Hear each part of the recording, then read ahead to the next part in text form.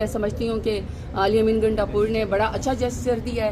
انہوں نے اپنے صوبے کی بات کی. اس کا مطلب ہے کہ وہ اپنی کرسی کو اور اپنی چیف منسٹرشپ کو اور اپنی صوبے کو وہ لیڈ کر سکتے ہیں. میں تو میرا خیال ہے کہ اس چیز کو اپریشیٹ کرتی ہوں. اور دوسرا یہ کہ پنجاب کو بھی اپنے گریبان میں جھانکنا چاہیے کہ ایک تو ہم جیسے لوگ ہیں جو جس کو آپ نے بار بار سزا دی ہوئی ہر جھوٹے کس میں آپ ہمیں جو ہے آپ اس میں ڈال دیتے ہیں جس کا ہمارے سے کوئی تعلق بھی نہیں ہوتا, صرف اس لیے کہ ہم نے خان صاحب کا ساتھ کیوں دیا ہے یا سچ کی آواز کیوں اٹھا رہے. دوسری طرف ایٹیٹیوڈ یہ ہے کہ آگے سے یہ کہنا کہ میں I will be very ruthless. How can you be very ruthless to the people? جنہوں نے آپ کو ووٹ نہیں دیا تو اس کا مطلب ہے کہ آپ ان کو ہر وقت ان کو سزا دیتے پھریں. دوسرا یہ کہ علی امین گنڈاپور بھی ایک صوبے کے وزیر اعلیٰ ہیں.